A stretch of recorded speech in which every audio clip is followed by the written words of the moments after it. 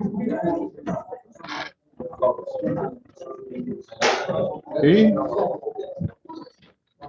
dear colleagues, let's continue.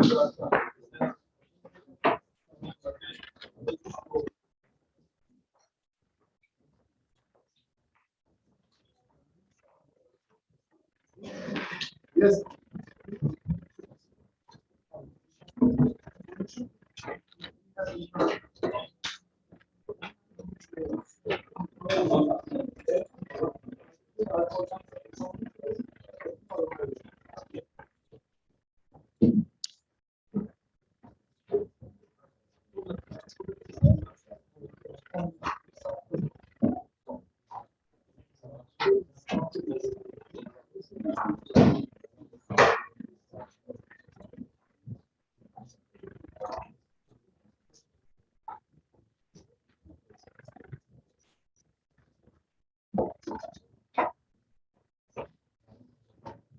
So we will continue with our. We'll start our lectures. We'll continue our school.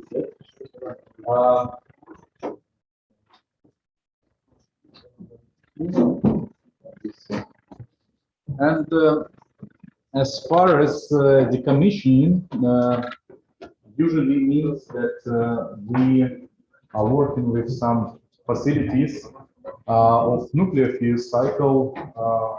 Our first lecture will be about the different facilities or different steps in nuclear fuel cycle.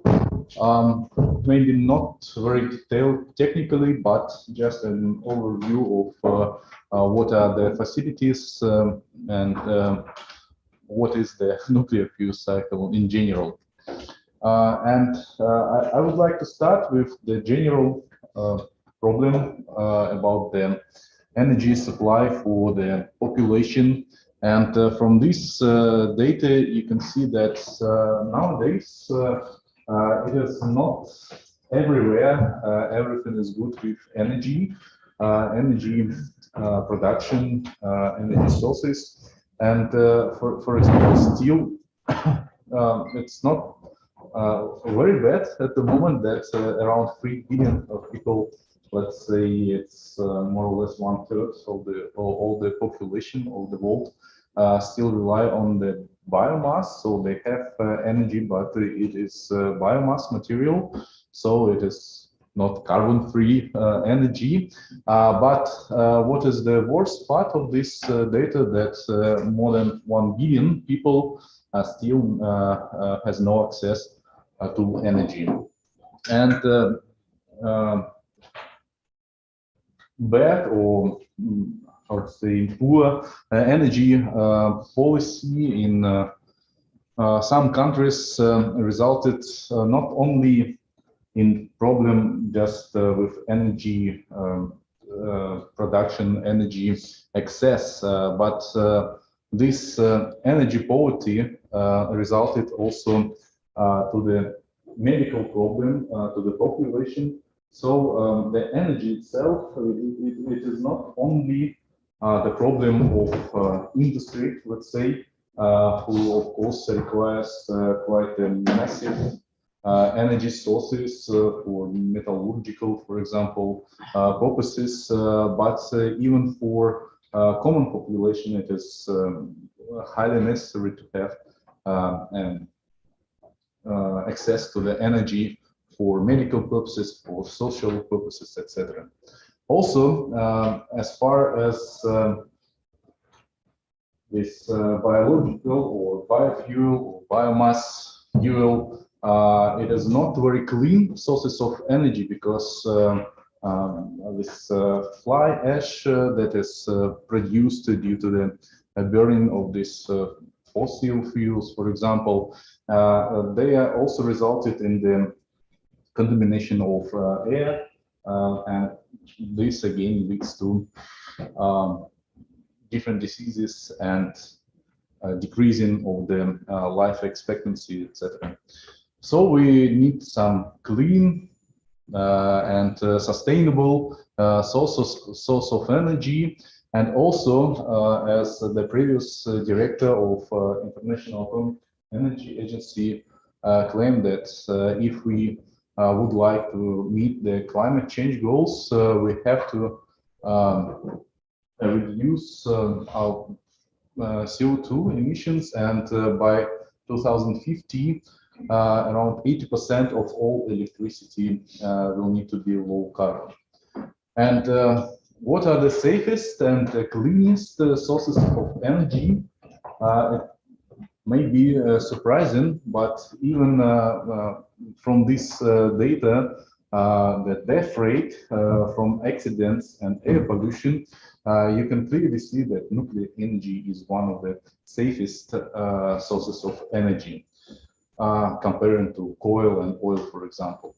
And also, together with hydropower, wind and solar energy sources, the nuclear energy gives the most cleanest source of energy due to the very low emission of CO2 due to the energy production. Of course, there is still some CO2 production due to the construction of nuclear power plants, due to the mining, etc. We need cars, trucks who works on oil or gasoline, etc. So cement production for nuclear power plant emits CO2, but it is the only sources of CO2 when the nuclear power plant is under construction.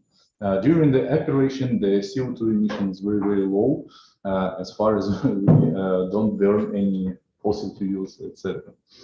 Also, you can find this data on the link, so you will have presentation and you can get these links.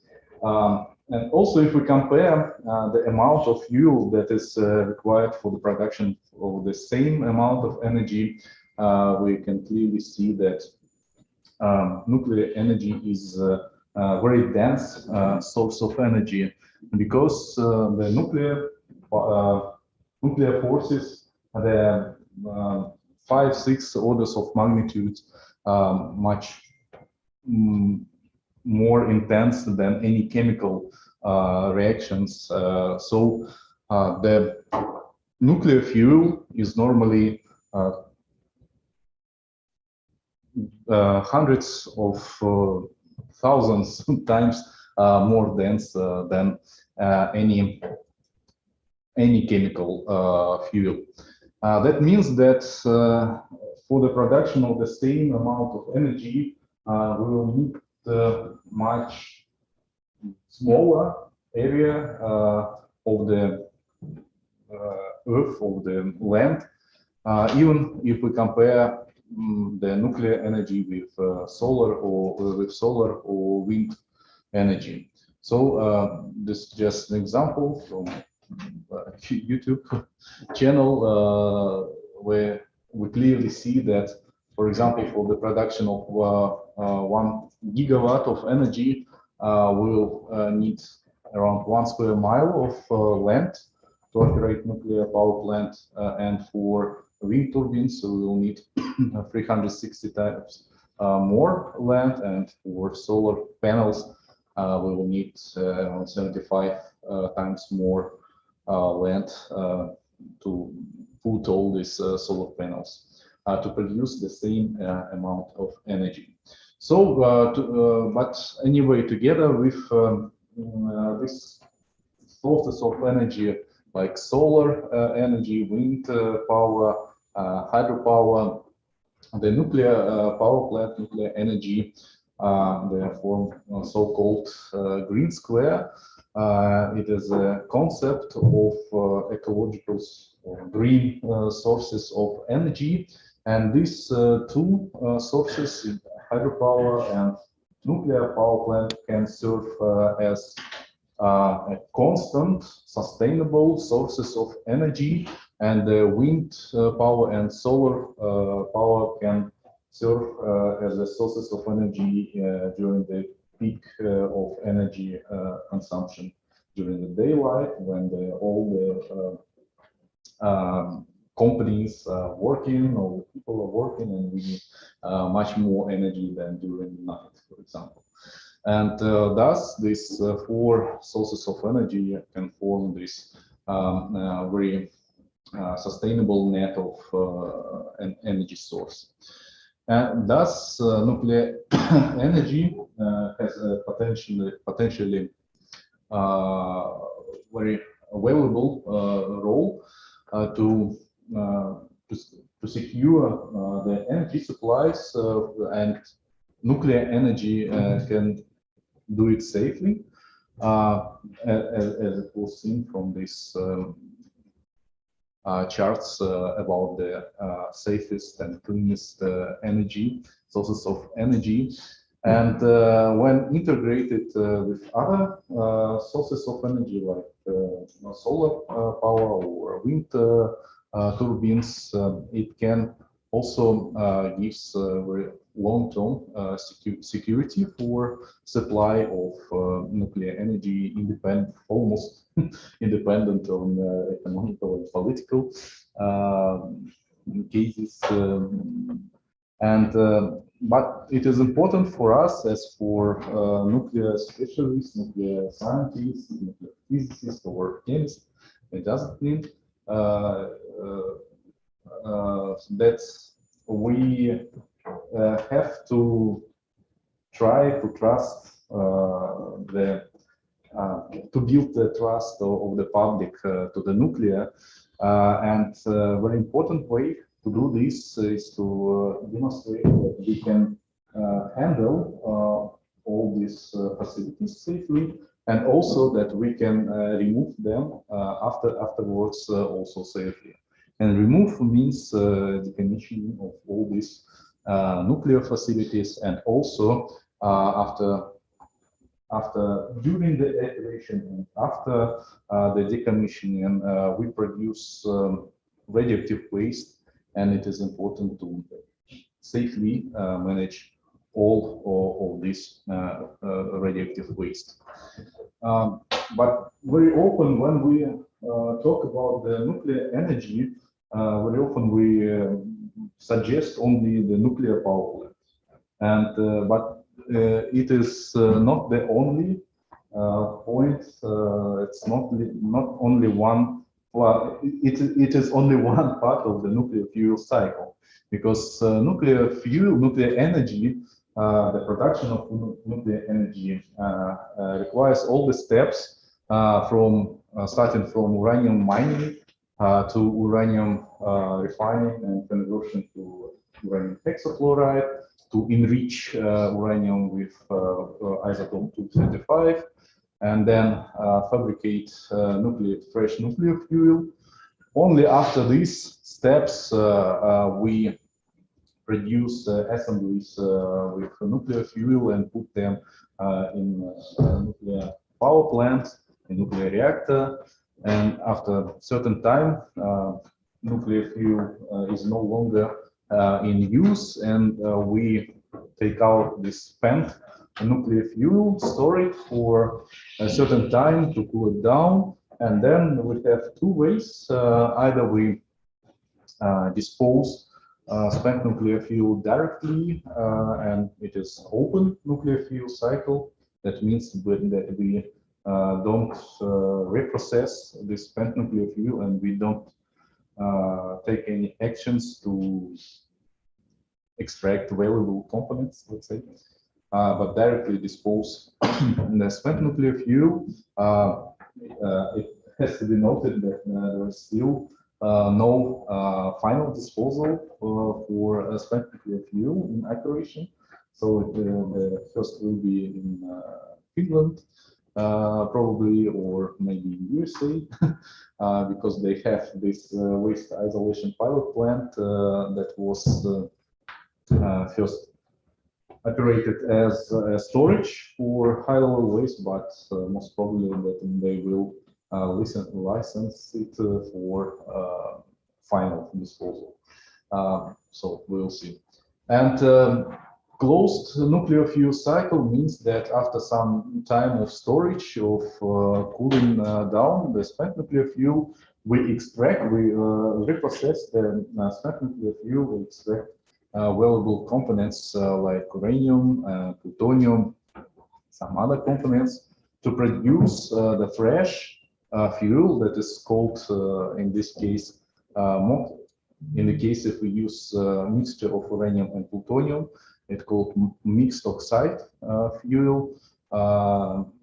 Nevertheless, it is the fresh fuel that can be put again to the nuclear power plant and produce electricity. So there are a lot of steps, different facilities that produce certain operations so in nuclear fuel cycle, and nuclear power plant is only one part of this huge cycle.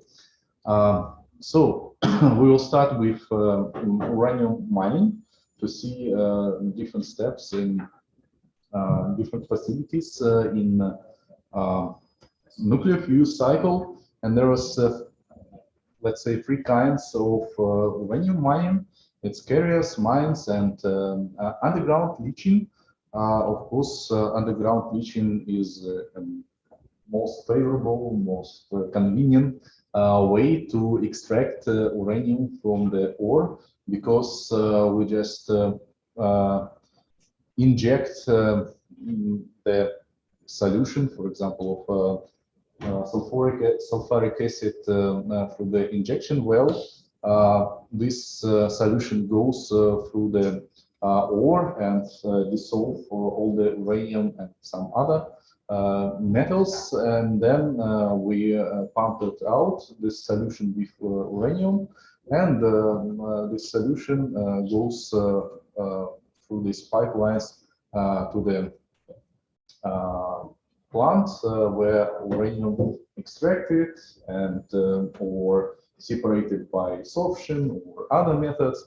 And so this method is quite simple. Let's say we bury the wells and we just pump the solution and pump it out. And it looks like just the fields with wells. And after we finish the extraction of uranium from in this site, we just remove all these pipes, and after 10-15 years all the territory looks like initial forest or field. So it is very ecologically friendly method to extract uranium, but unfortunately we can apply this method only for certain places where we have good geological conditions for this method. For example, this ore should be permeable for the solution. If it is very dense ore, we cannot pump the solution for this ore, and it is impossible to use this method. Thus, there are another methods, let's say conventional methods, when we take the ore from the ground and put it like pyramids on the daylight surface, and then we put some acid solution again from on the top of this pyramid, and solution go through the ore and also dissolves uranium, and we collect this liquor, and then we transport it to the plant where we extract or sort uranium, and we produce uranium as uranium oxide or as ammonium uranate or whatever, depending on the technology. So during this operation, we will produce a huge tailings that are highly radioactive due to the presence of natural radionuclides, that is so-called norm radioactive waste. norm. It is naturally occurring radioactive matter, or sometimes it's called tier norm. That means technologically enhanced norm materials. That means that in these materials there is high concentration, first of all, of radium, because we use sulfuric acid, and radium sulfide is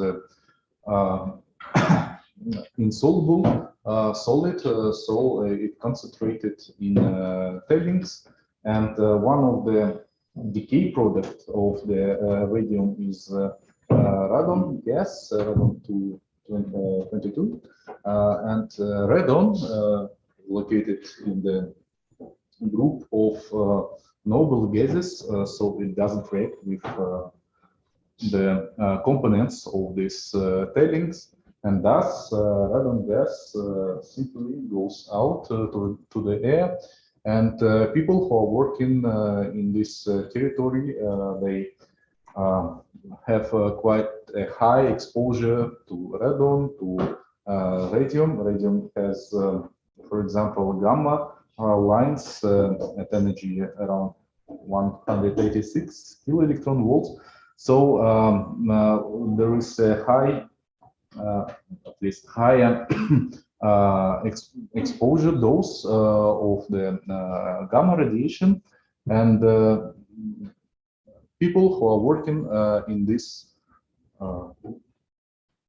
let's say, materials that are produced from the natural ores, they obtain the dose up to, like people who are working with radioactive material in reprocessing nuclear fuel plant, for example. It is the same, more or less the same doses. And what is more important, that radionuclides from these tailings, they can go to the underground water, and thus goes to the public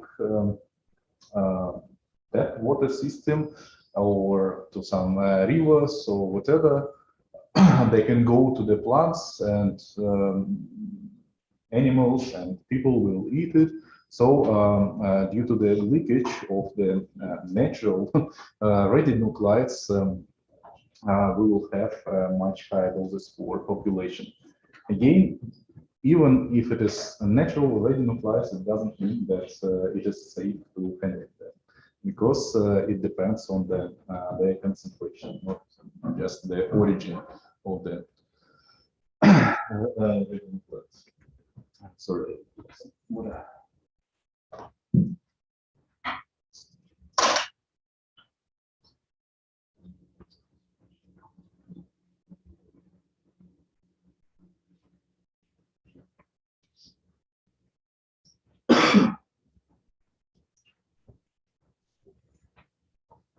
Yeah, the next is conversion of uranium, of our purified uranium, to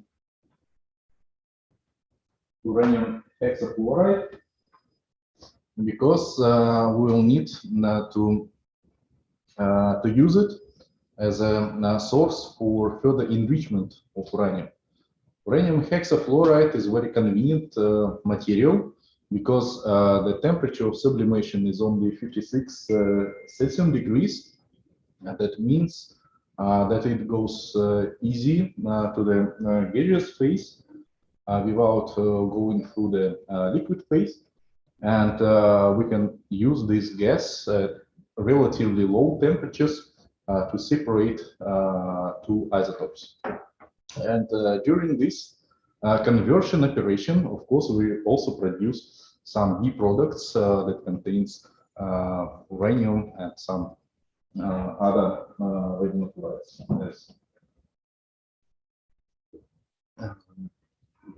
as contamination. For enrichment, why we need to enrich uranium? Because modern nuclear reactors, you know it better than me, because a lot of you are nuclear physicists, as we saw from the beginning of our school.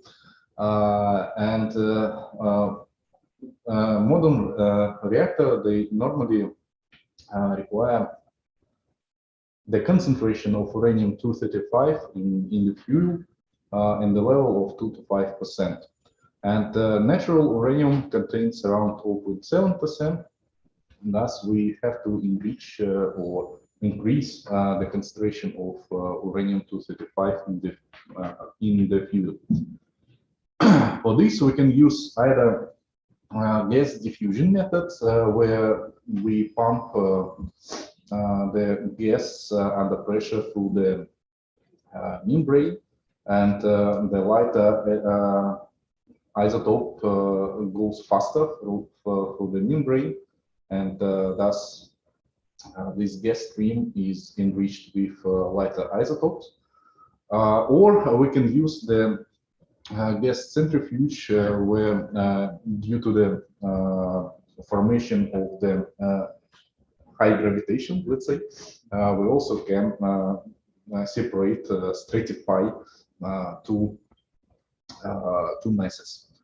But both of these methods requires quite a lot of repetitions, and this enrichment facilities, enrichment plants, looks like very long buildings, and of course, due to the operation of all these facilities, all these centrifuge or diffusion chambers, there are some leaks of uranium, and territory around these facilities, the soil, very often contaminated with uranium, as well as the construction materials, cements, iron, etc. And you can see that with long buildings, it is a very difficult task to decommission it. Because first of all, of course, you have to analyze all this territory on the presence of uranium and maybe other radionuclides, and it's already quite a difficult task. Then we have fabrication of nuclear fuel. Nuclear fuel, normally it's uranium dioxide. It is small tablets with diameters of 8 millimeters approximately, and height of 2.5 centimeters. So these tablets, they're placed in claddings, in these cylinders, very long cylinders, then assembled either in the shape of square in American design, nuclear reactors, or in Russian design with hexagonal assemblies with a length of 6 meters or something like this. 6 meters per meter, yes. Yeah, normally it is uranium dioxide fuel, but as I mentioned, nowadays already the MOX, mixed oxide fuel, is used, and there are some other types of fuel. Nitrate fuel will be used for reactors, for fast neutron reactors like Brest. It is a reactor with lead coolant, and some other types of fuels. They are used either in research reactors or some specific types of reactors. But during all these operations, there are tablets with defects that we cannot put in the assembly. We have to reprocess this fuel. It's fresh fuel, so it's not spent fuel, it's not very radioactive. But still, we have to reprocess it, we have to dissolve it, and make all the operations again. And due to the dissolution, filtration, etc., we produce some liquid radioactive waste, in some cases of like a complex composition. Again, all these facilities for fabrication, even if they are working only with uranium, they produce not only the aerosols of uranium oxide, but also there are tanks with liquid radioactive waste, and all these facilities, when they will be decommissioned, we will need to work with all these types of waste and probably contaminated buildings, etc. Nuclear power plant, the simple representation from the Wikipedia.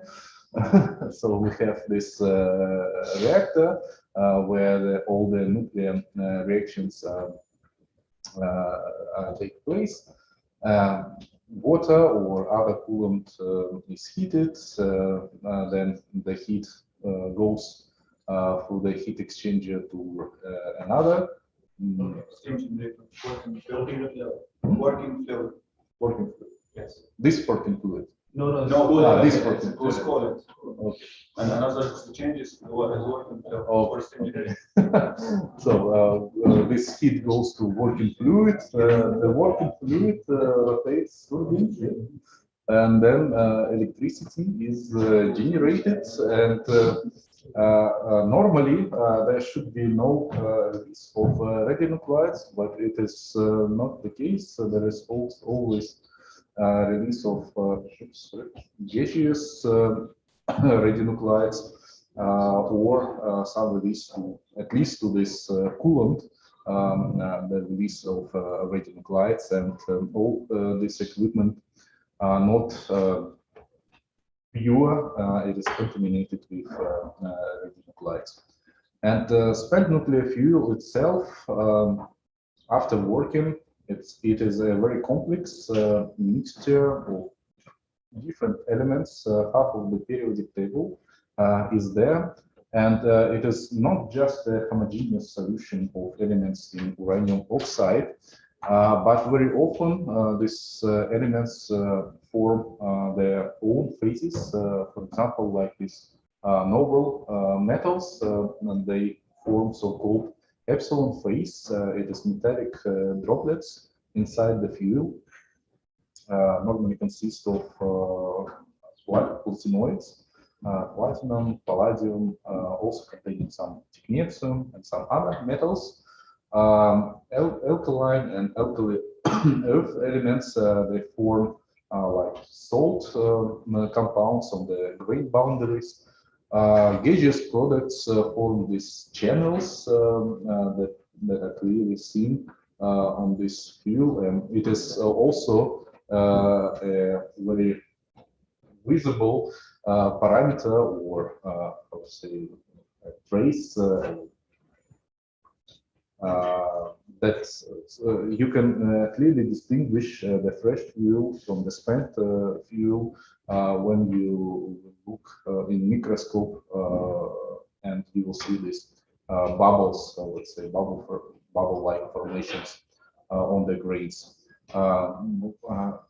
It is clearly seen when you analyze the particles of uranium dioxide from the Chernobyl zone, for example, and you can clearly see different particles of fresh fuel. So it's just uranium dioxide without these bubbles, like normal crystals.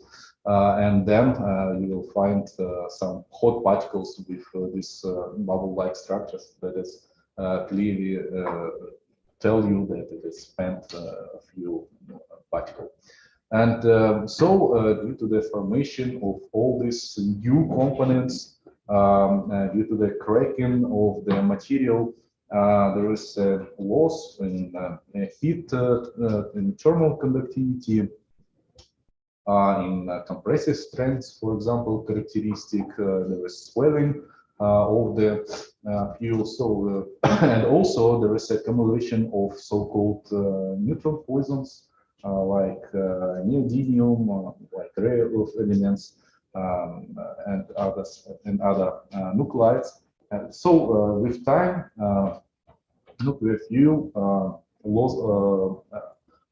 loses its characteristics and it can not longer work as a source of energy. It's not safe, it's not usable anymore. And thus you extract spent nuclear fuel, and you can see that there is only 3% of the fission products, and all the other components, the available components, it's uranium that didn't burn, it's freshly formed plutonium that we can burn in nuclear reactor, and only 3 to 5% it's a radioactive waste. So waste, that means that we can no longer use it. But let's say 95 to 97%, it is a reusable material. And of course, it's the idea that you can extract all this reusable material and reuse it again, reuse them again. And again, this reminder that if we not reprocess spent nuclear fuel, it is open nuclear fuel cycle, or if we reprocess spent nuclear fuel to separate all these reusable materials, then it is closed nuclear fuel cycle. And there is another benefits of reprocessing spent nuclear fuel. You can clearly see that so it is some relative radiotoxicity term compared to natural uranium ore, and natural uranium radiotoxicity is equal to 1. That means that we compare all the radioactive waste with natural uranium ore. So that means that the amount of activity we take from the earth, from the ground, we put it back again. And if we will look on the radiotoxicity of this spent nuclear fuel, we can see that it will be equal to initial natural uranium ore only after, let's say, 100,000 of years. That means that for safe operation of final disposal of spent nuclear fuel, we have to ensure its safety for at least 100,000 years. And of course, with using mathematical models, with all this approaches, we can confirm that this repository will be safe for this period of time. But in practice, it is very difficult to, let's say, to be sure that it will be safe for such a long period of time, because even the history of humankind is less than 100,000 years, and we don't know the properties of the materials, of the artificial materials for such a long period of time.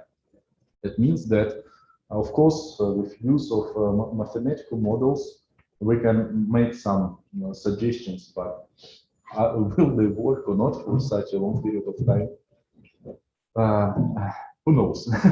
But if we remove all the long-lived radionuclides like plutonium, americium, neptunium, and some other, and we will leave only the fission products with short half-life, like 30 years, like cesium-137, strontium-90. Already after 300 years, we will reach the radiotoxicity of natural uranium ore. And 300 years is quite reasonable time, because we know from Egyptian pyramids that are stable for how long? 5,000 years. 5,000. 2,000. Depending on the period. Let's say 3. So for few thousand years, we know the artificial objects can be stable, and for 300 years, we can clearly ensure the safe operation of such storages. Thus, it means that if we split or make a fractionation of the spent nuclear fuel, we can decrease the long-term radiotoxicity, and we can really demonstrate the safe operation with all this nuclear waste. But it's not only it's not enough just to extract all these long-lived radionuclides. We have to do with them something, because if we simply remove them, we should put them somewhere else. Yeah, so they are still here.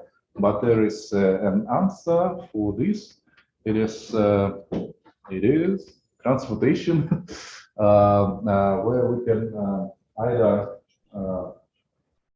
make a fission of actinides, americium and neptunium, for example, and they will split it to the short-lived radionuclides, or we can even convert these long-lived radionuclides to stable elements like Cleanest 99.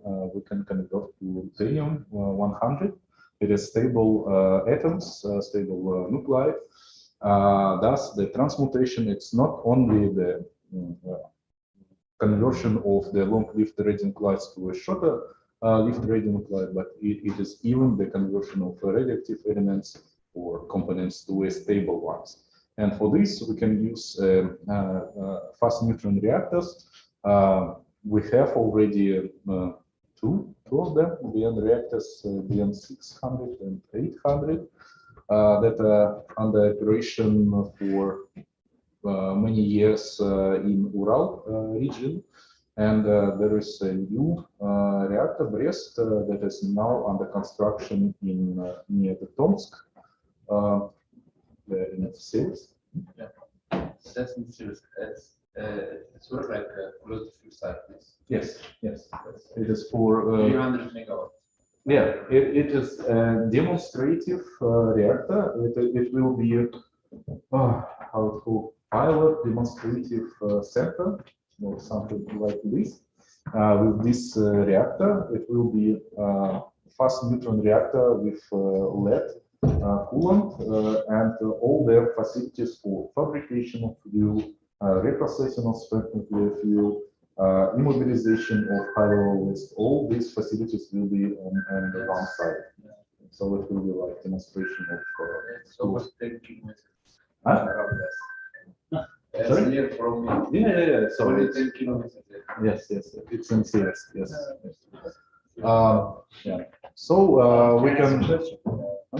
These reactors will be used for transportation technology. Yes, for demonstration of this process. Yeah. Do you know, is there any active reactors around the world to be used in transportation? I know that it was some experiments with americium, but it was just a few assemblies that were put it in like beer reactors with the sodium coolant. But it's only a few experiments at the moment. It's not like industrial transportation, but I'm sure that in few decades it will be. Also, Belgium, in the Imura reactor, they are planning to do it, but I think that they didn't complete the project yet. Okay. I think that even in USA it was experiments with this topic. Also, the idea now is that it's not very difficult. There are a lot of americium that were extracted, that was extracted from high-level waste in Mayak production plant in Chelyabinsk region, and it is you can produce this fuel assembly with americium, just experimental assemblies. But the idea now is to how to say, this americium that is accumulated in Mayak production plant, for example, it was accumulated from plutonium during the storage of plutonium. So it's not really the americium that is extracted from spent nuclear fuel. And now the idea is to take the fresh spent nuclear fuel, reprocess it, extract also americium and curium, and produce the assembly with this reactor americium, and then to burn it to see what is happening. But I think that in 5-10 years we will see this experiment already. So it's very nice techniques. I like it. And due to the transportation, we will reduce the volume of high-level waste that should be then put in the final repository. So it's just the comparison of the volume of high-level waste generated without fractionation and transportation, and with this fractionation and transportation approach.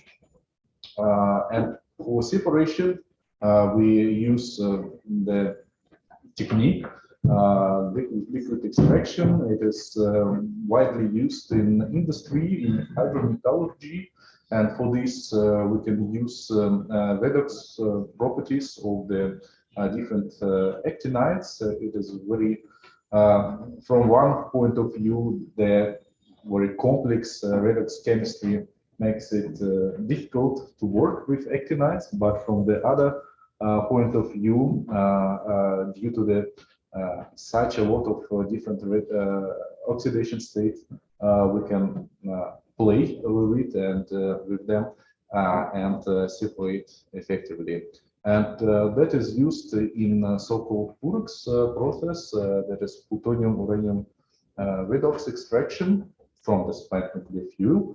At the first step, we dissolve spent nuclear fuel in nitric acid, and in this mixture, there are all the elements, all the fission products, all the activation products, and uranium and plutonium.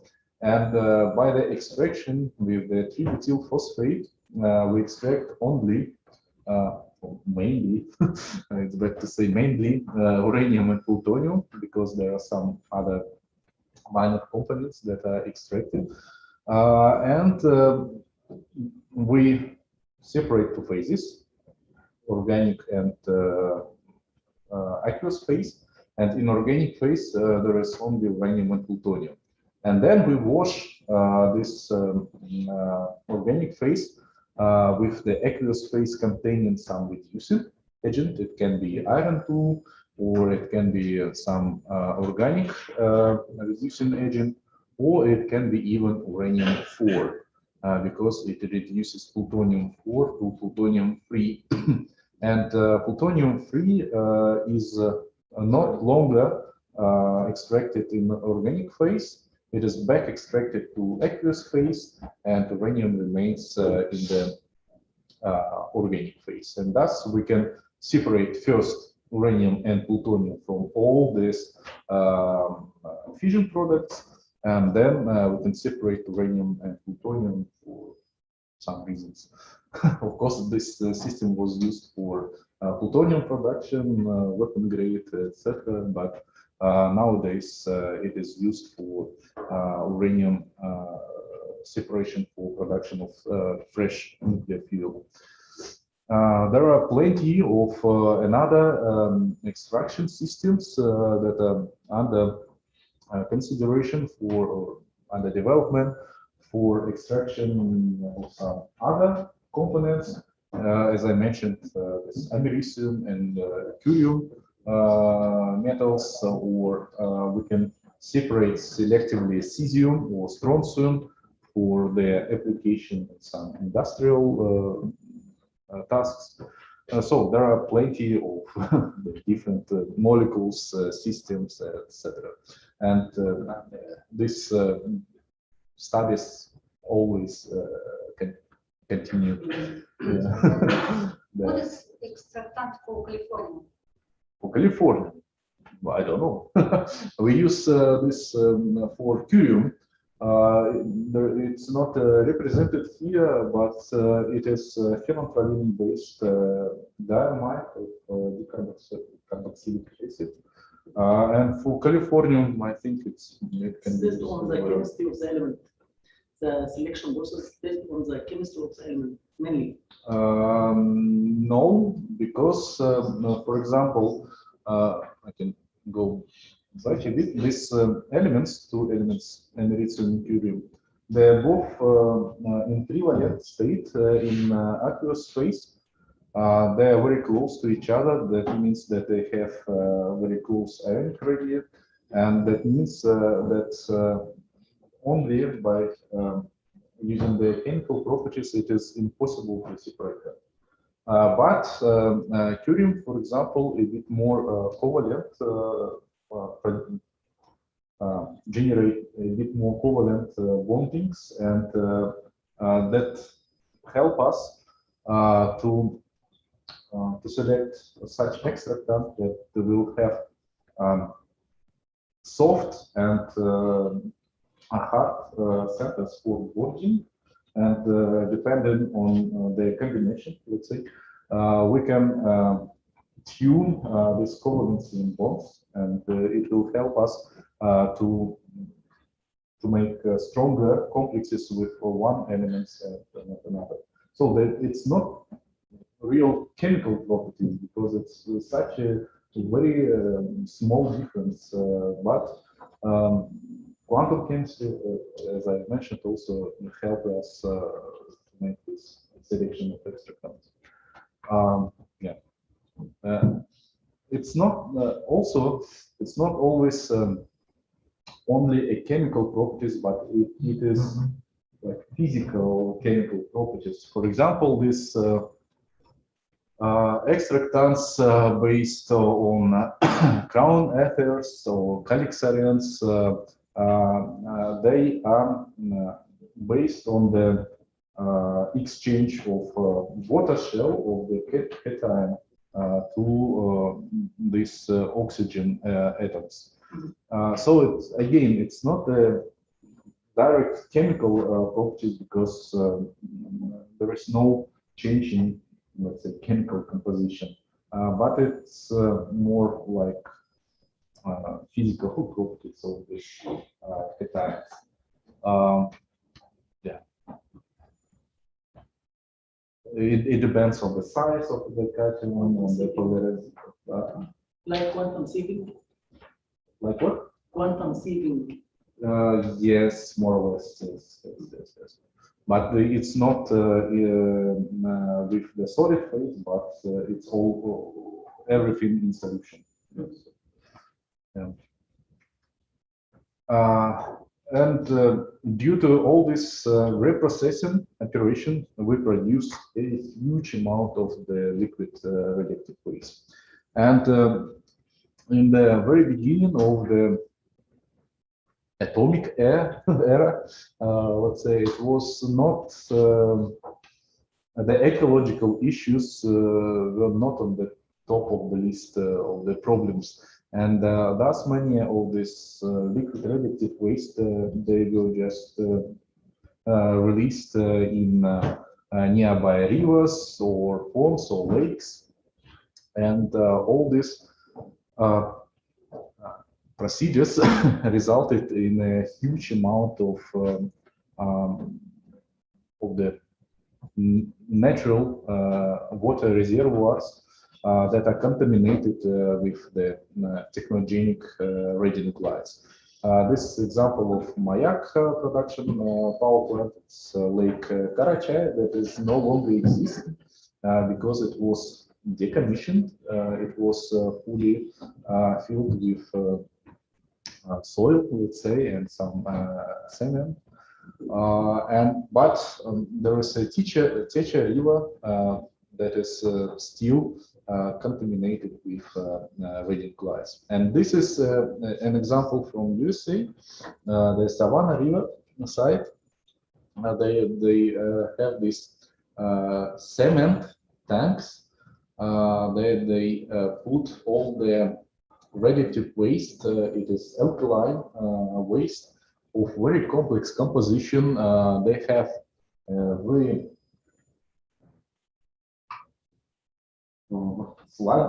dense sludges in the bottom of these tanks with the height of 2 meters, for example, of sludges, of oxides of iron, nickel, etc., containing radionuclides.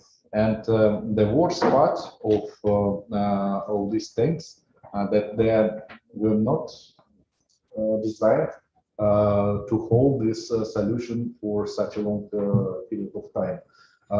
And now the part of them are leaking. So part of the radionuclides are already released to the soil, and some acute actions should be done. So, and all these examples, there's examples of so-called nuclear legacy. There are no say decommissioning activities was planned in the beginning at all, and our generation, and most probably the future generation, will have to handle all these facilities, all these soils, sites, and to remediate them. And final, the good point of nuclear fuel cycle, it is the disposal of high-level waste, and it is good part because we remove all the radioactive waste from the daylight surface and put them deep underground. It is the concept that is suggested and accepted in many countries, including Russia. It will be in Russia. It will be also deep underground repository in Krasnoyarsk region, in the depth of 500 meters. And the main idea of all the disposals, or even the interim storages, it is a multi-barrier concept. That means that we have our radioactive waste in very compacted and very tough form that can withstand any mechanical effects, or any thermal effects, or radiation effects, or action of water solutions, etc. This compacted form, matrix or immobilized radioactive waste, they are placed in canister, and some special canister. It can be carbon steel, it can be copper or some other materials. This canister is placed in the repository, and the space between the canister and the walls of the well is filled with special buffer.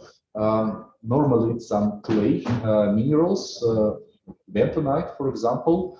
And the main idea of the main task of this buffer is to prevent any water penetration towards the canister with the immobilized waste. And so we can see that this repository, it's like a Russian doll, matryoshka, where we have our radioactive waste inside, and all these engineered barriers, like shells, around our radioactive waste. And it is a good part because all these engineered barriers and also geological barrier, natural barrier, can prevent the radionuclide release to the biosphere and to our sphere. And all these facilities sooner or later have to be decommissioned. And what is the decommissioning? We can make a short pause, yeah, for example, and then we will continue. to decontamination.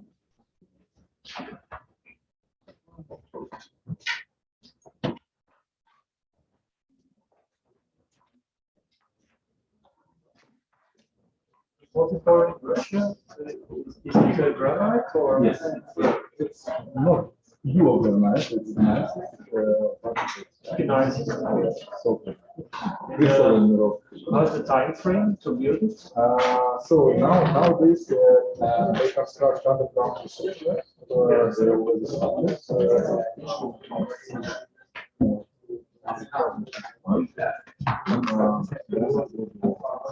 Years of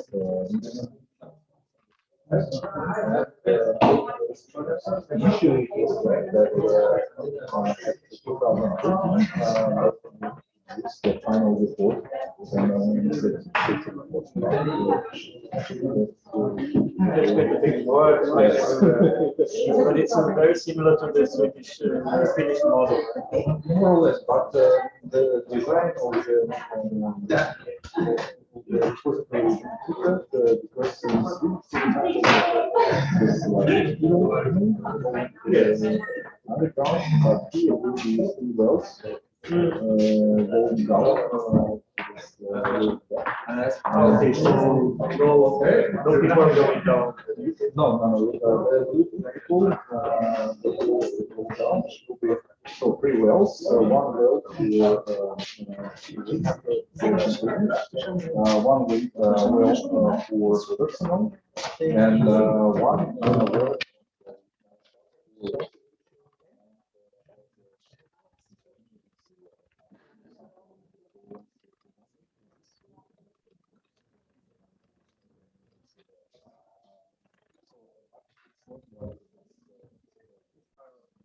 This concept perlite and the metalite. What in Sweden is copper, we use carbon. Yes. Carbon steel. Yes. This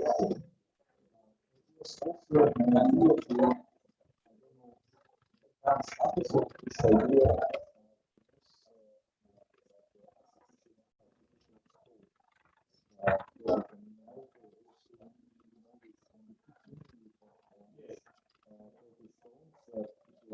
And it was idea why we Solid lava. Yes, and it is like chisel rock inside it's for prevent chemical diffusion because all the diffusion processes they're controlled by this chemical potential. If you have different concentration of components in one phase and another, you will have this different chemical potentials.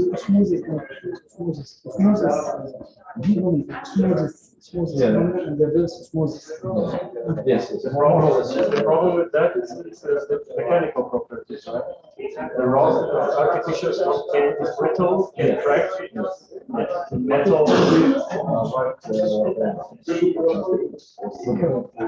also you have some external shield made of steel. Then you have inside this storage.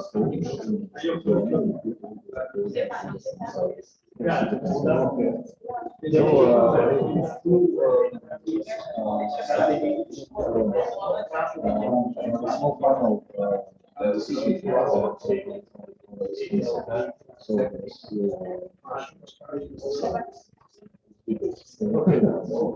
But in general,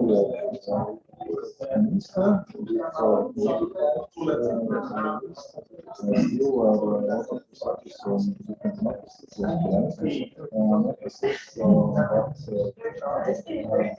is no other thing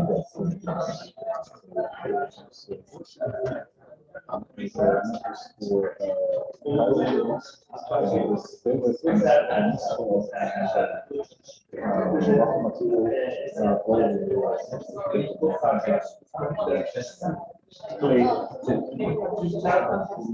There are different types of clay. Nowadays, the programs in the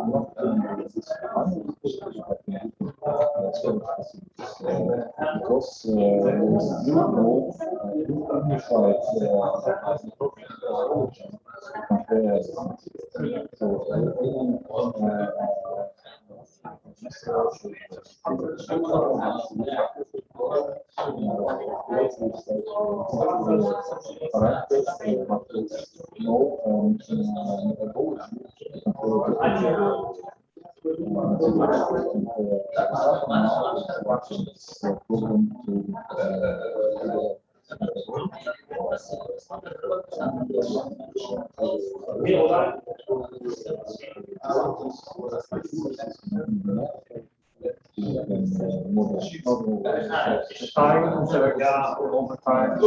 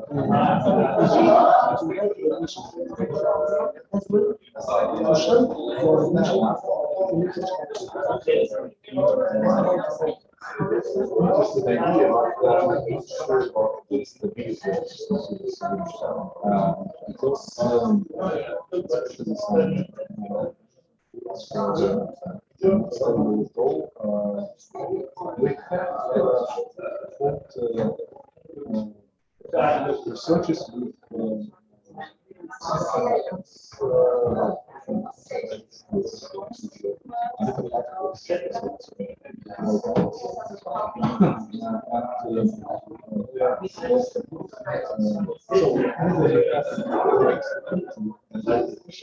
Which one was the change?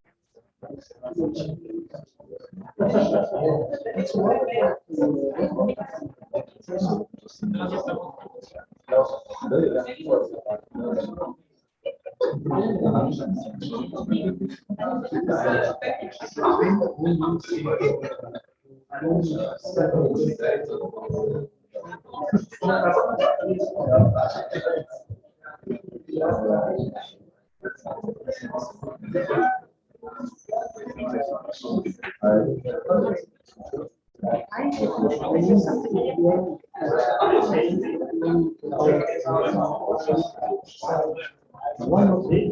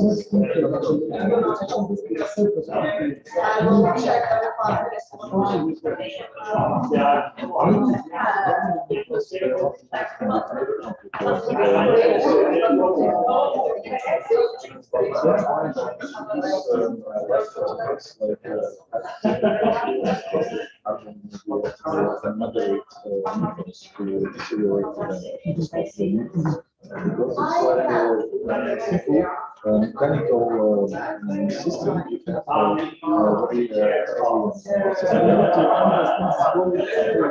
one green and determinant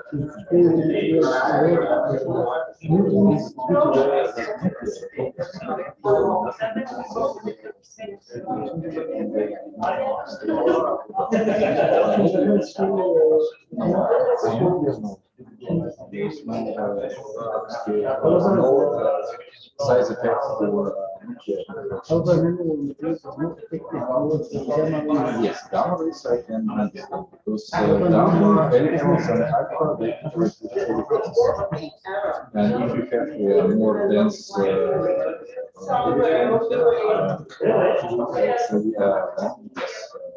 rays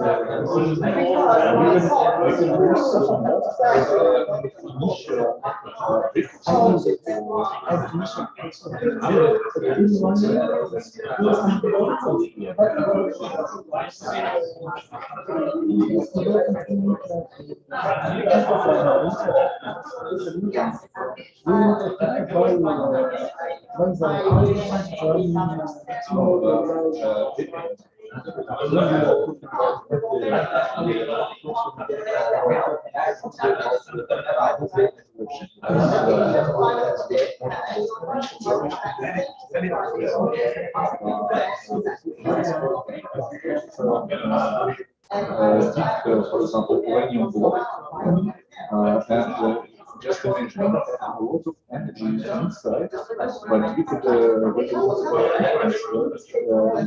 surface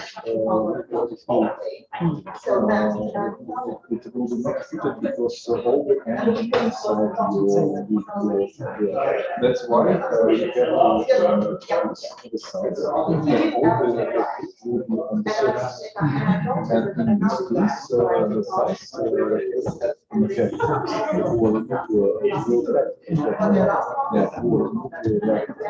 but not for nuclear reactions.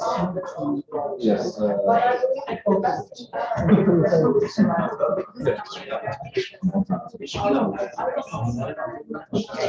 Which geometry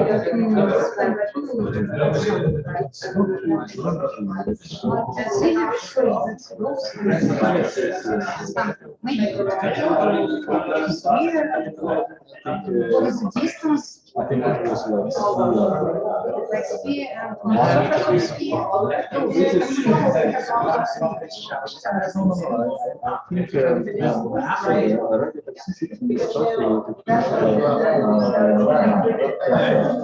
and the components as material is distributed to the sphere, and the what we inside our body.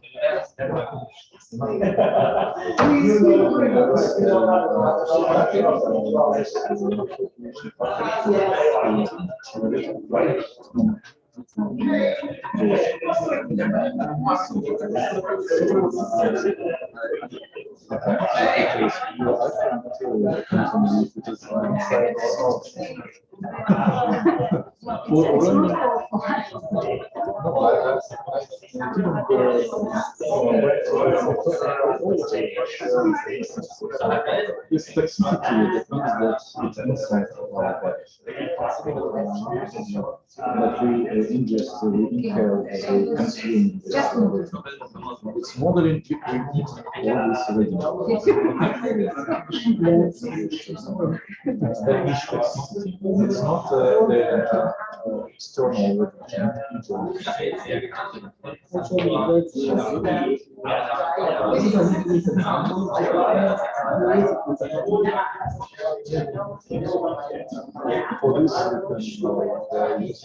for this, body cylinder as a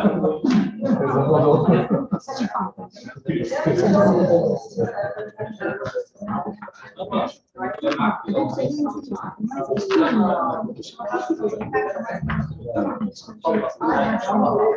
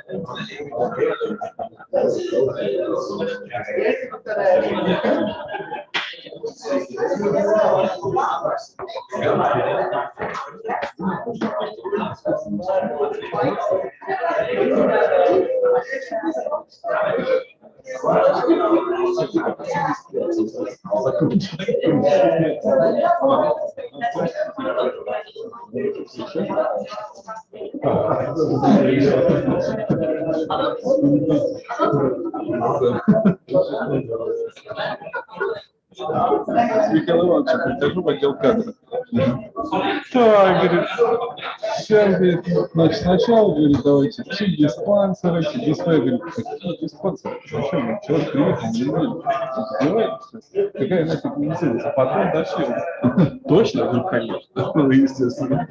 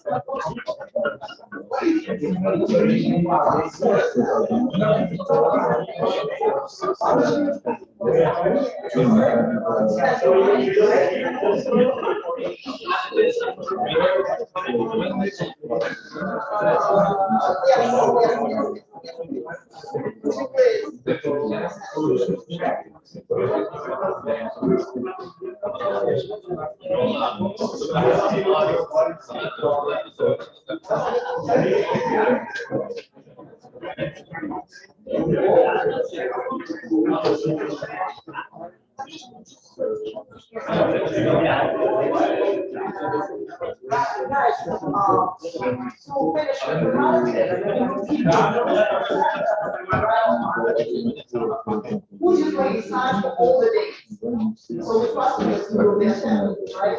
But some of you have special conditions, some of you have to be right? But things you can't, right? The full attendance, all, right? And the usual conditions, we ask finally to find all the days. And we will finish that and we'll have to run that.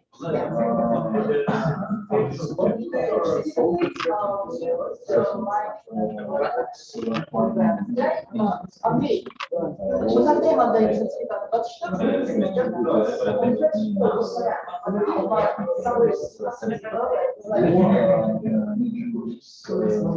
Like I have to go on Wednesday, but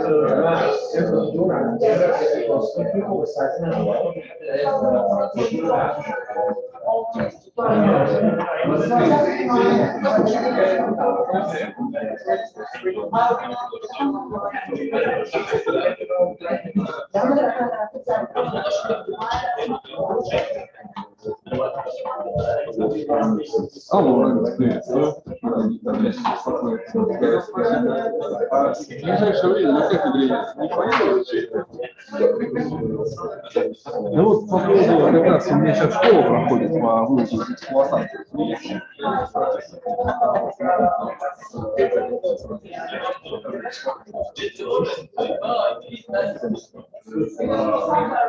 Значит, она будет эту неделю все проводить, и следующей неделе, понедельник, вторник, среда. Ладно, все, там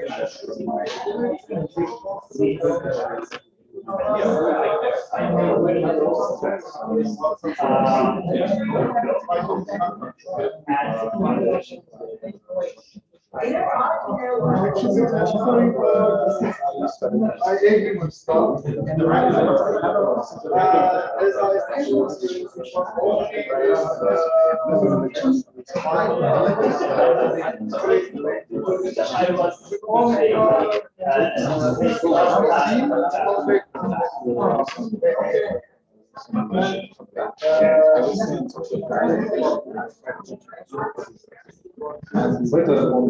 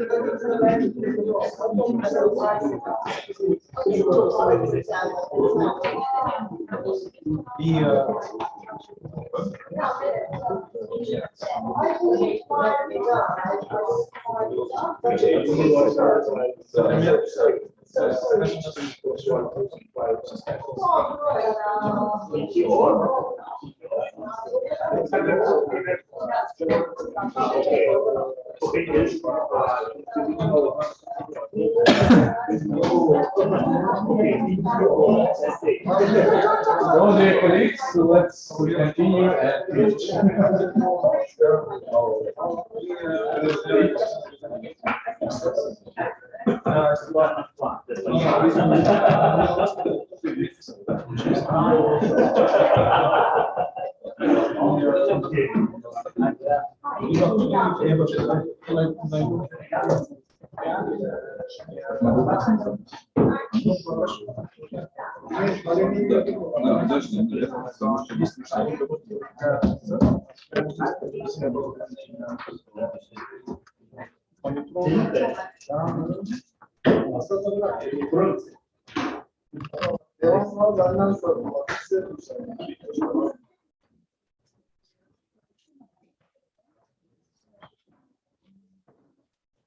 So let's continue and finish our first lecture. That is the last lecture? Yes. First day?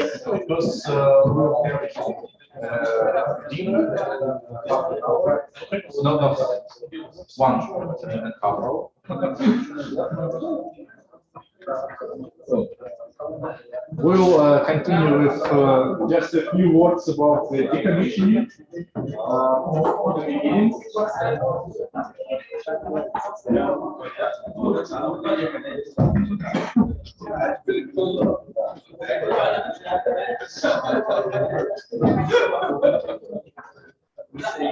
So from this slide, you can see that by definition that is given by IAEA, decommissioning it is administrative. It's not only the technical actions, but also administrative actions that are taken to allow the removal of some or all the regulatory controls from the nuclear facility. So it is very important that decommissioning itself, it is not the idea of the decommissioning is not simply demolish all the nuclear facility, but the main idea that we have to remove regulatory control of the nuclear facility. And for this, several actions can be made: decontamination, dismantling, and finally demolition. But it's not necessarily that all this step will be taken. And the decommissioning step starts when we shut down the operation of either nuclear reactor. We are mainly speaking about nuclear reactors when we are talking about the decommissioning, or we shut down the operation of the nuclear facility. So that means the reprocessing plant or some mining or whatever. So when we stop this operation, then the phase of decommissioning is started. And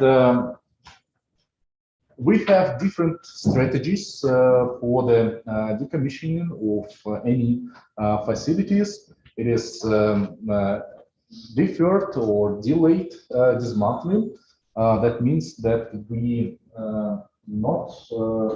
we start dismantling not immediately, like in the second option, but we first, of course, prepare all the facility for the decommission, for storage. Then we store the facility for a certain period of time. Very often it is quite a long time. And only after this period of time, we can start liquidation of this facility. Immediate dismantling means that after the preparatory step, or after the transition step, we start the liquidation of the facility. And exceptional option, it is entombment or disposal in place or in situ disposal. That means that due to the economical or mainly by the technical reasons, it is impossible to dismantle and demolish the facility, and thus we dispose all the materials on the site of the nuclear facility. One of the most important example, it is the Chernobyl NPT, where the fourth nuclear reactor in Tom,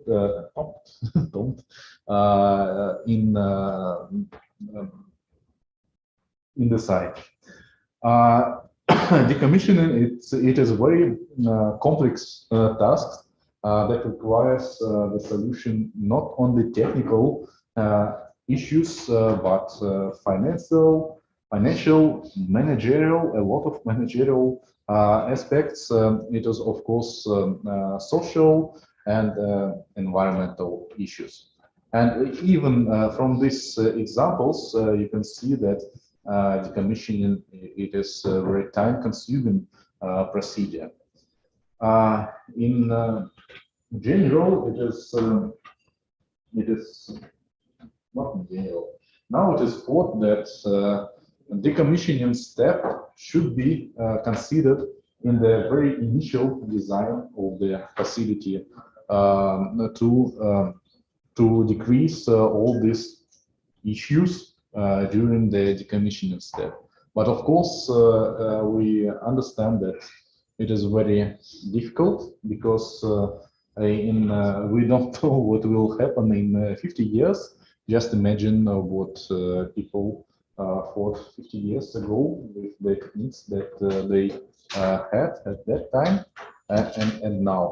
So with our computers in every pocket, with all this 3D modeling and etc. etc. Oops. Okay. What happened? I don't know.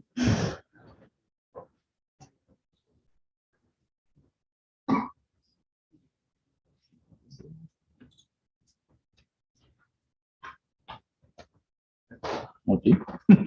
Yeah, so these are three strategies, and it is also important to distinguish between the policy and the strategy. Policy, it is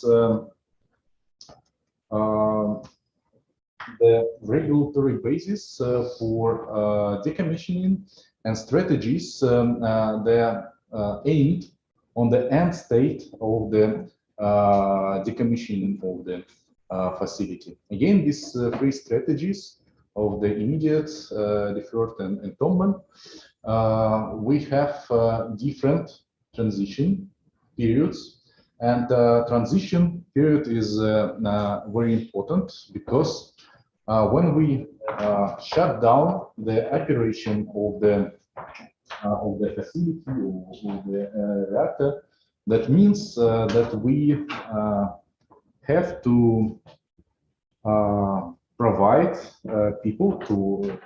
workers some new work. They worked for their entire life, for example, on the operating of the nuclear facility. And now they have to dismantle it, to decontaminate it, and there are different philosophy even of working, because when facility is operating normally, you have some rules that are, let's say, constant. It's like a Bible. They have some regulations, strict regulations, strict rules. They follow these rules, and everything is under control. The amount of radionuclides, for example, it is constant. It is known. Everything is known, and everything is under control. During the decommissioning, we are starting to work with very often with the unknown matter, because very often the knowledge management is not the strongest part of the management in the facility, and very often we can find some old pipelines, for example, that are not longer in the plan, and we don't know what is it. We have not a constant surroundings around us because due to the dismantling, we are changing the infrastructure, and we are changing the safety issues, because during the operation of the facility, the main safety issues related to radiological issues. But during dismantling, the main safety issues is perhaps a conventional, common technological safety when you're working not with radioactive substances, but when you're working with the construction materials, and it is heavy materials that can be dropped and etc. So this safety now is converting to another issue. So this transition period is very complex from the social point of view, because again, for workers, it can be very hard to have a new qualification, because we need new specialists for dismantling or for decontamination, etc. It is complex for due to the radioactive waste management, because during the decontamination or dismantling, we produce quite a lot of secondary waste.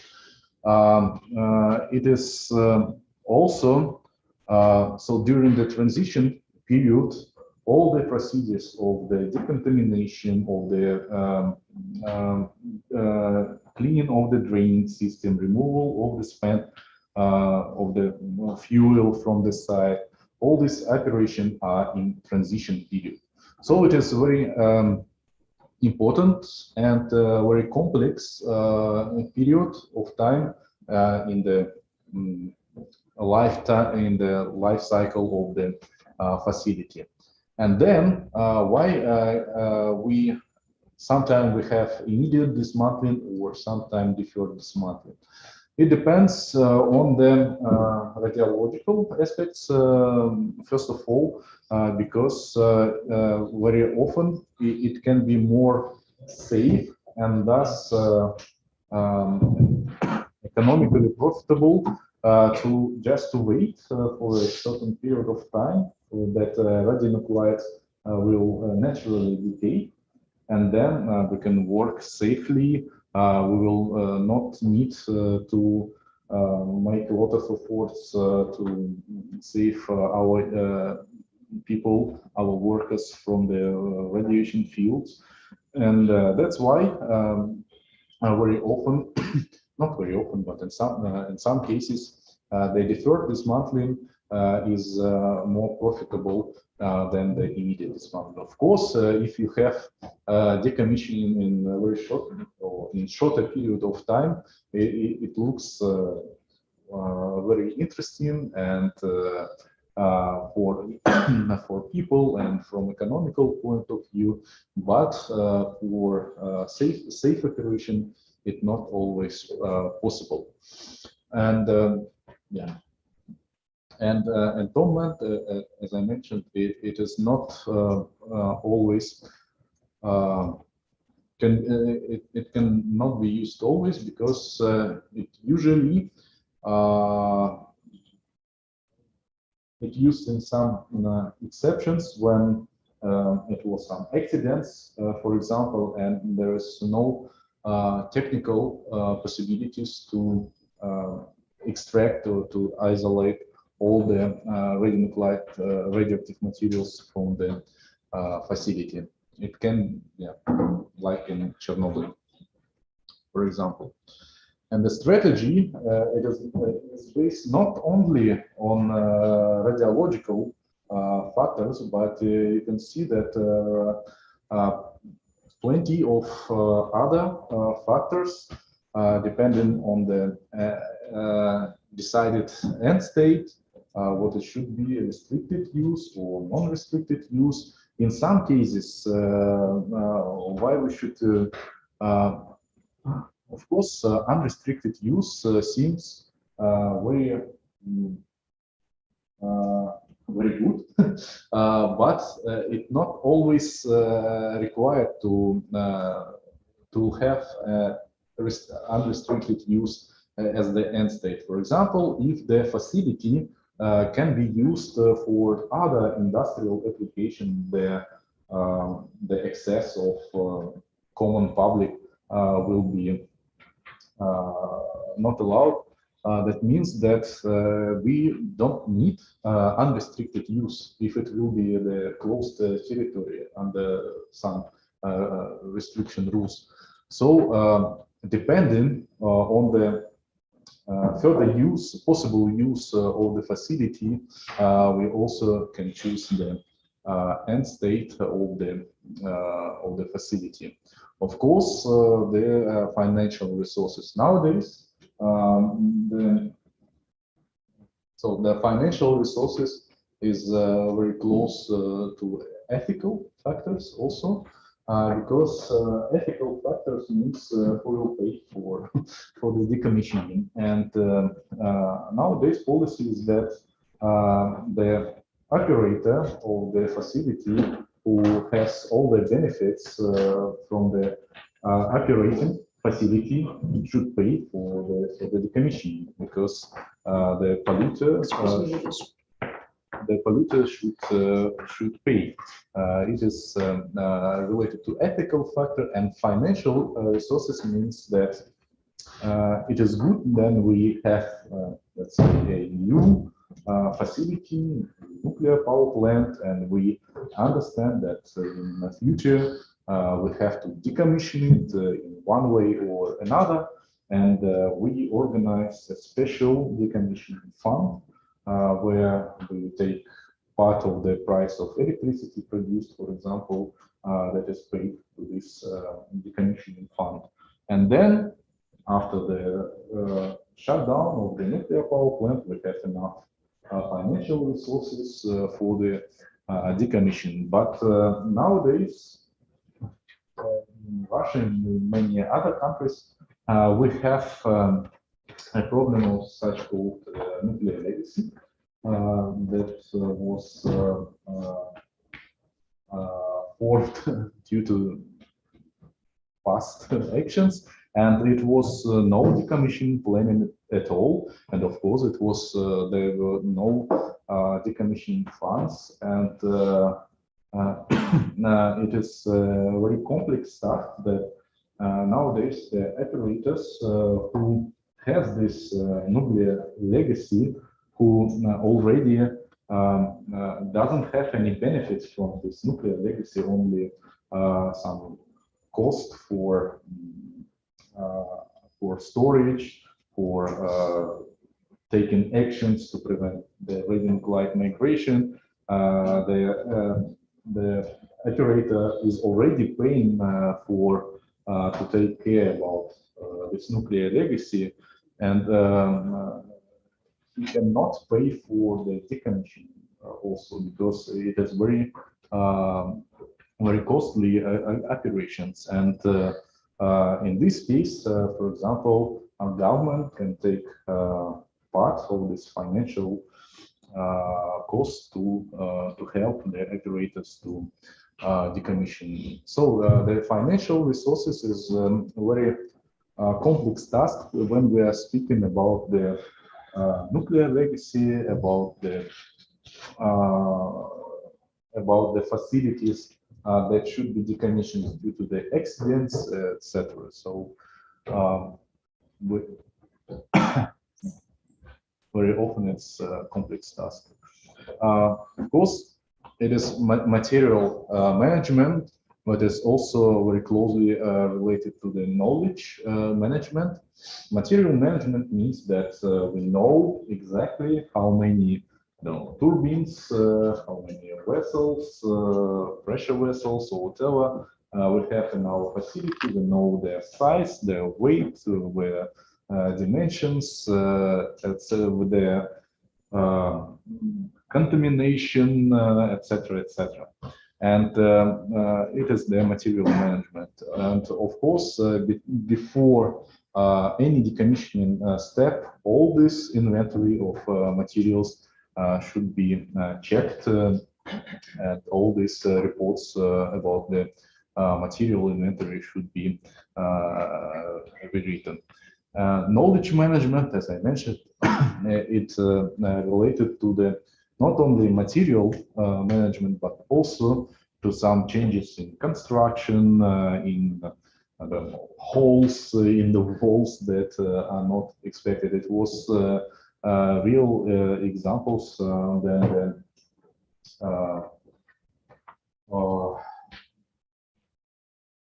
when people found some contaminated part in the wall, and they didn't understand how it can be possible that part of the wall was contaminated inside, and it was further discovered that previously it was a pipeline, and it was then just not removed, but covered with bricks, etc. And nobody knows at the moment that it was done in this way. Thus, knowledge management includes also the interview with the old people who worked in the facility in previous times, and it is very important. Of course, when we are speaking about the strategy, it is important to involve stakeholders. That means that it is all the people, all the parties that are related to this facility. It can be local community, it can be local political parties, it can be even neighborhood country, depending on the facility that will be decommissioned. And as I mentioned, these socio-economical factors that are including the qualification or requalification of the people who worked in this facility or who lived near this facility, because as far as part of or members of the family lose their work, they have to go to another city, for example, region, and it is stress for the people, and it is always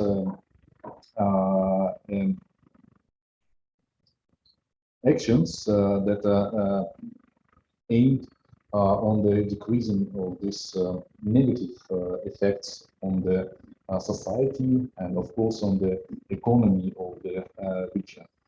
And yeah, it's a very complex task, and probably I hope that we will talk about it later.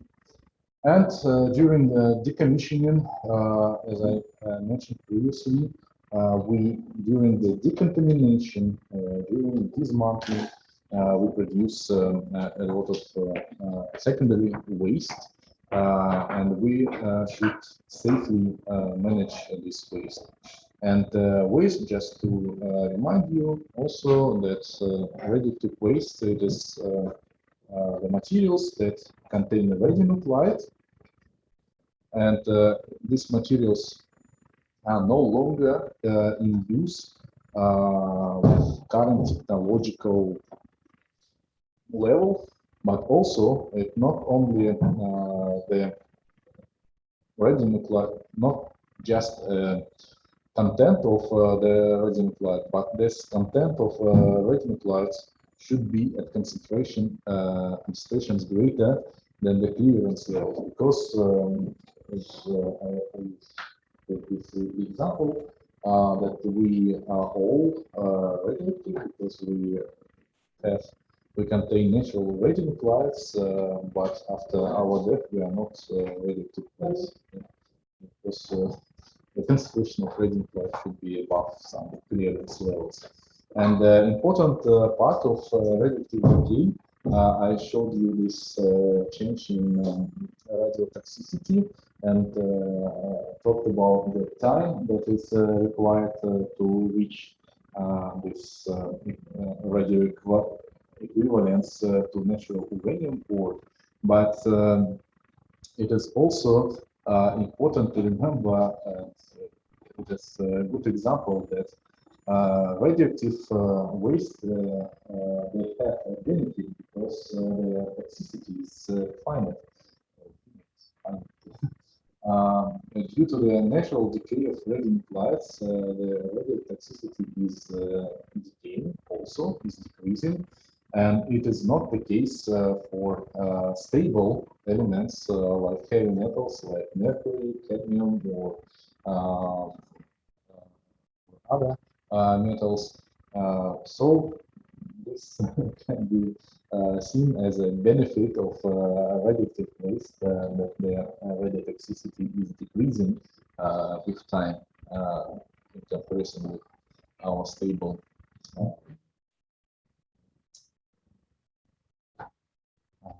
heavy metals. How many nuclear facilities we will decommission? A lot of, because it is more than 70 years of atomic era already, and many objects that were built in past are already in the way of the decommissioning.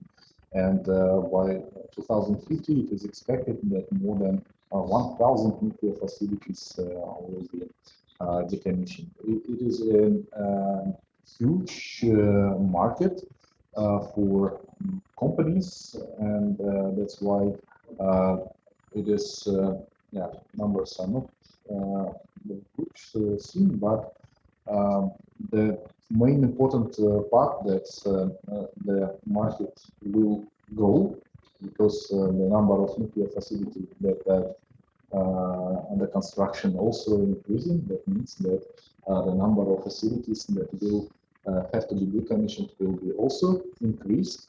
So the decommissioning is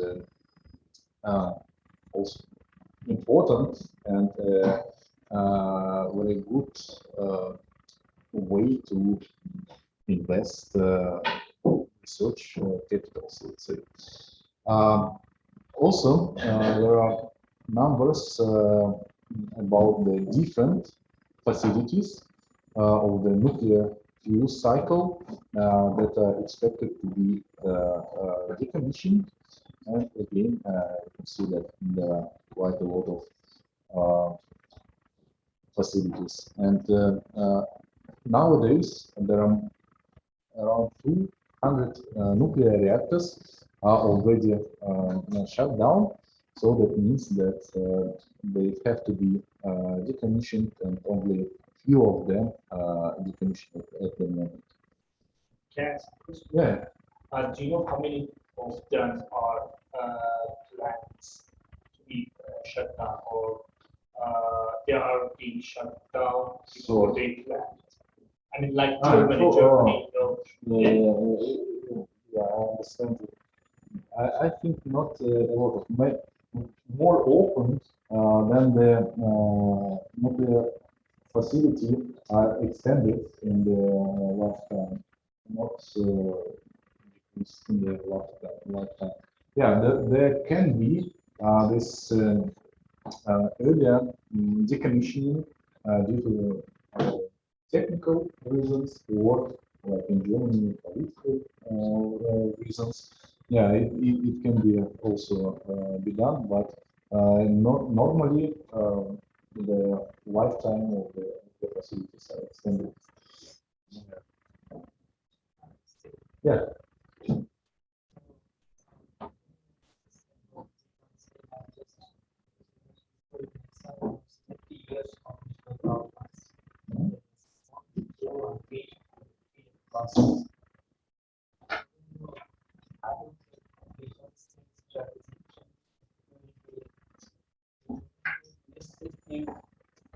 just one, two, compounds or generation. Why is It, again, when we talk about the strategy, it is very complex task. It not only not just lessons from the past. It depends on the in just the local people. For example, it was a case not for about the decommissioning, but about the reconstruction of the research lab in Germany, in Karlsruhe. It was there is a joint research center, European Joint Research Center. In the past, it was called Institute of Trans-Uranium Intelligence. Now, some other names. Just JSC, yeah. And it was they were planning to reconstruct radioactive labs, and unfortunately, the territory of GFC is located half on the one part of the region and another half on another region or land in Germany. And one land said, okay, there's nothing for us, we believe you, everything okay. And another region land said, no, we don't want it. And it was for 5 years of debates. They explained people for around 5 years what they're planning to do, how they plan to do. And so it is a very simple example of how just local people can affect on the decision of the on the strategy of the not the decommissioning. Decommissioning is very complex task, very difficult task, but just the reconstruction of the facility. So when we are talking about the strategy, all these factors will play a significant role. So in every case, it is very specific. So there is some untitled reactor.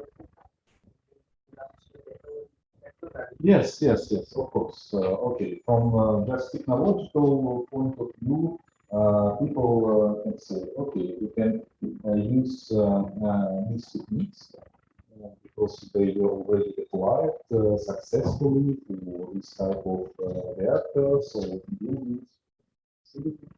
Let's say, but in general, even if there were some successful implementation of the known technology, people can say no, we don't want it. So it's a very specific for in a case. Sorry, does IAEA count this standard? As the IAEA can recommend something. The role of IAEA is a recommendation, making some standards that you can follow or may not. So, but or newcomers, they can ask IAEA for help because experts are working in IAEA and they can say what the steps they can take to develop either nuclear energy or nuclear technologies in general in their country. So IAEA again cannot dictate to the countries what to do. They can just recommend. Yeah.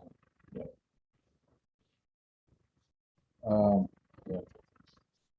And except nuclear fuel cycle, there are other facilities, of course. It is research reactors, it is medical centers, it is different application of ionizing sources for industrial application, for defectoscopy, for example, or it is this nuclear batteries, or even it is the waste that arises from normal, let's say, metallurgical processes. It is so-called white mountain that is located not far from Moscow in Moscow region near the Voskresensk city. It is the mountain, artificial mountain, that is consists of so-called phosphogypsum. It is the byproduct of the production of phosphoric acid that is produced by the action of sulfuric acid on hepatite. And in this phosphogypsum, there is a lot of, not a lot of, around 1 mass percent of rare earth elements, but also more or less the same amount of thorium. So natural, again, it is natural occurring radioactive matter, and this thorium, this phosphogypsum is actually contains sulfuric acid still, and it leaked to the groundwaters together with thorium. So again, the territory around this white mountain is a bit contaminated with naturally occurring radionuclides. When we are talking about the decommission, as I mentioned, we can perform 3 steps after the or during the transition period and after transition period. It is decontamination, dismantling, and demolition.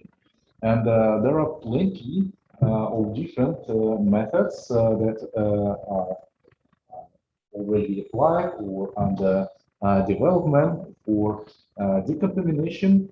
We can classify them as chemical methods or physical or mechanical methods. All of them have their advantages and disadvantages, as always. For example, chemical decontamination usually have quite a good decontamination factor, but it depends on the material that we try to decontaminate, on the porosity of the material, and then can we reach the surface of this material or not.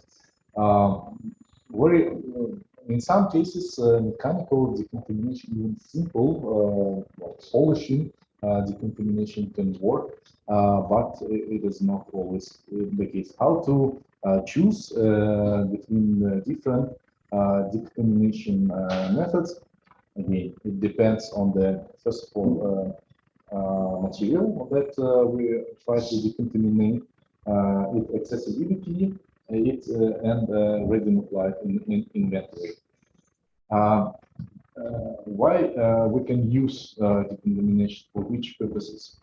First of all, of course, it is made to reduce the activity of the material and thus to reduce the dose rate for the workers who will further dismantle the equipment. Also,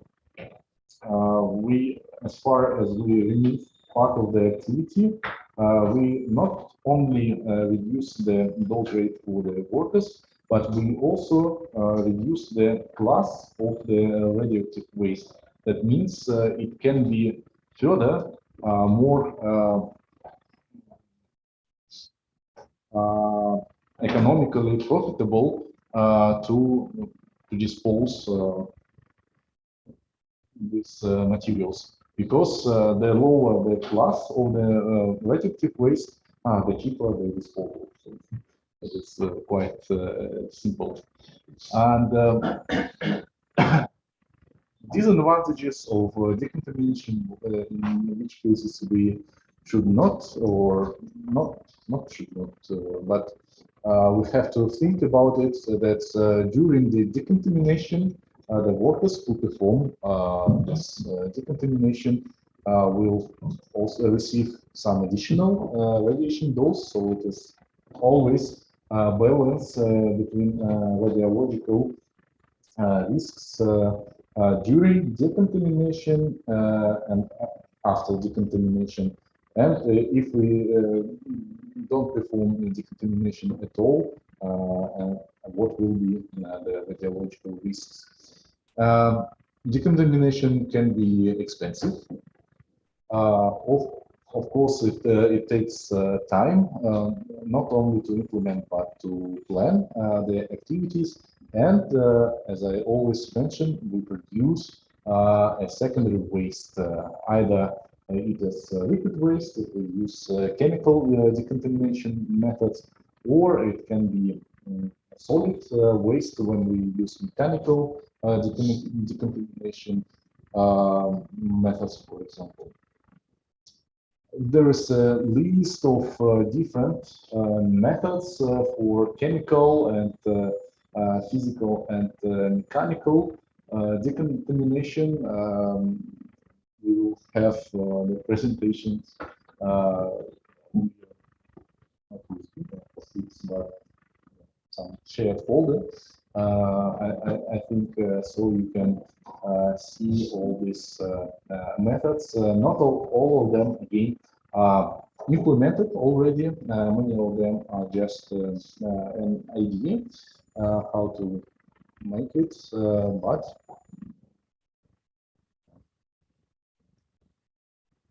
you can think about them. So then, after decontamination of equipment, we also can try to decontaminate buildings, some big structures, and the territory. And again, it depends. The methods that we are using depend, of course, on the materials that we will decontaminate, and that is very important, the size and configuration of the buildings, because even if the method is very good for decontamination, it can not be possible to apply it due to the difficulties of accessibility of some parts of the building. Dismantling. Normally, all the methods for dismantling, it is the normal methods that came from construction industry, building industry, but with some adaptation to work with radioactive materials. It can be adaptation like additional filters or possibility to work under the layer of water, because if you have a layer of water, all the powder will stay in water, all the radionuclide possibly will stay in water, so it will be no release of particles in the air, and thus it will decrease the radiological risks. Or it can be if the radiation fields are very high, that means that we need to change some parts of the equipment that it can work with high radiation doses. It is not only, it can be different parts. It can be even electronic things, of course, the most important part of this equipment. You have to take special action, special microskins are used for such applications. Also, the materials should be adopted to work in high radiation doses. For example, if you have conventional plastics, they can become very tough on the action of radiation due to the additional polymerization, and then your equipment cannot move anymore. Or if you use cameras, the glass in your optic system can be destroyed, not destroyed, but it will become dark, and thus you will not see anything with your conventional camera. So again, it is more or less a conventional techniques, but adopted to work with the radioactive materials. There is some comparison of different technologies, the plasma arc, some electro methods, high pressure abrasives, some mining cutters, and diamond saw. But nowadays, robotics is very important topic because with use of this robotics, you can reach the part of the buildings or the equipment that you cannot reach with the people due to the radiological or maybe some other hazard, just hazard or dangerous of collapsing the building, for example. You can buy a new robot, but you can not buy a new people. And last part of this presentation is demolition, and of course, in this case, it is simple, conventional methodics that came from the construction industry. In this case, normally you don't need to adapt this technology to radioactive materials, because before demolition you have to remove all the materials. And thus, it is conventional methodics to demolish the buildings, either with excavators or with wrecking ball or just explosion. Yeah, it is the simplest part.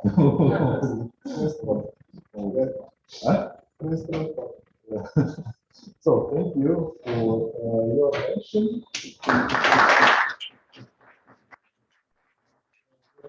To the first day. If you have any question, you can ask me later.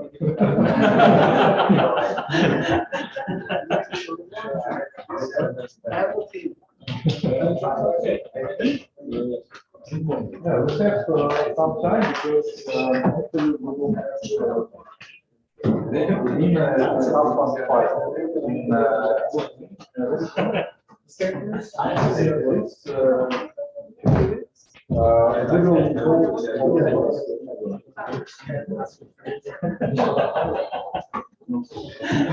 It's also good.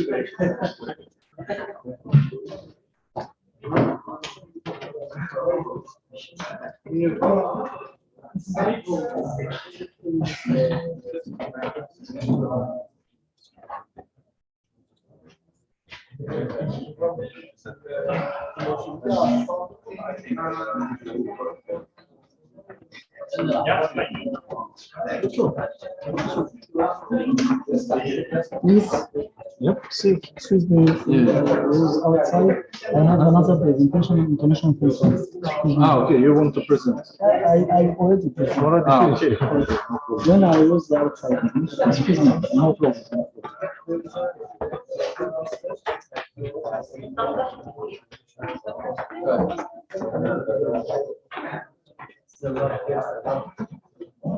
Презентацию передает. Могу сейчас скачать, можно позже, только неудобно. Знаете, будет хоть что почитать. Да. Немножко покрупнее было как-то. Да. Не очень хорошо видно. Я специально оставил текст, чтобы можно было почитать.